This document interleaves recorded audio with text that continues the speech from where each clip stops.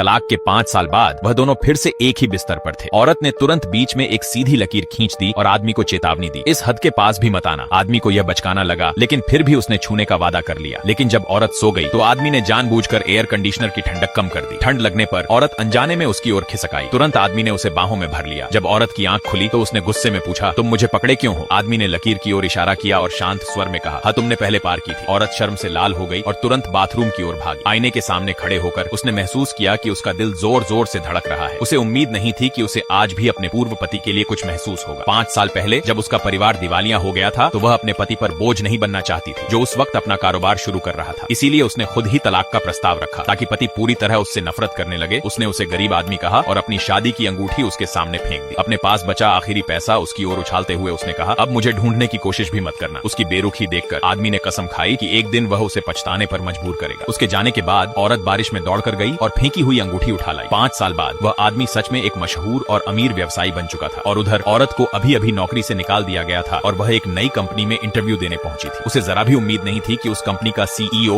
उसका पूर्व पति होगा, इसलिए उसने ठान लिया कि वह इंटरव्यू खराब कर देगी। उसने जानबूझकर कहा कि उसे कुछ नहीं आता और ऊपर से $50,000 महीने की सैलरी मांग ली। उसे लगा अब वह उसे बाहर निकाल देगा, लेकिन आदमी ने उसकी सारी शर्तें मान ली और उसे अपनी सेक्रेटरी बना लिया। भारी सैलरी के लालच में औरत ने नौकरी स्वीकार कर ली। सेक्रेटरी बनने के बाद वह हर दिन पूरी मेहनत से काम करती रही, बिना यह जाने कि आदमी उसे चुपचाप देख रहा था। एक दिन उसने देखा औरत दोपहर के खाने में सिर्फ एक छोटा सा ब्रेड का टुकड़ा खा रही थी। तुरंत उसने अपने असिस्टेंट को आदेश दिया कि सभी कर्मचारियों के लिए फ्री शानदार लंच का इंतजाम किया जाए। जब औरत की बारी आई तो असिस्टेंट ने उसे एक खास डीलक्स खाना पकड़ा दिया। सहकर्मियों की बातें सुनने के डर से उसने जल्दी से धन्यवाद कहा और वहां से चली गई। खुशी खुशी खाना खाते हुए तभी एक छोटी सी लड़की उसके पास आ गई। औरत ने घबराकर पूछा, तुम स्कूल में क्यों नहीं हो? उसी पल आदमी वहां आ पहुंचा और उनकी ओर बढ़ा। औरत ने तुरंत लड़की को अपने पीछे छुपा लिया, लेकिन आदमी की नजर बच्ची पर पड़ ही गई। बच्ची का चेहरा देखकर, जो बिल्कुल उसी जैसा था, उसने सख्त लहजे में पूछा, क्या तुमने चुपके से मेरे बच्चे को जन्म दिया? डर के मारे कि कहीं वह उसकी बेटी छीन न ले, औरत ने साफ इनकार कर दिया। लेकिन अगले ही पल उसकी दुनिया हिल गई, क्योंकि बच्ची ने मासूमियत से आदमी को देकर कहा, पापा, आगे की कहानी देखने के लिए सब्सक्राइब करें।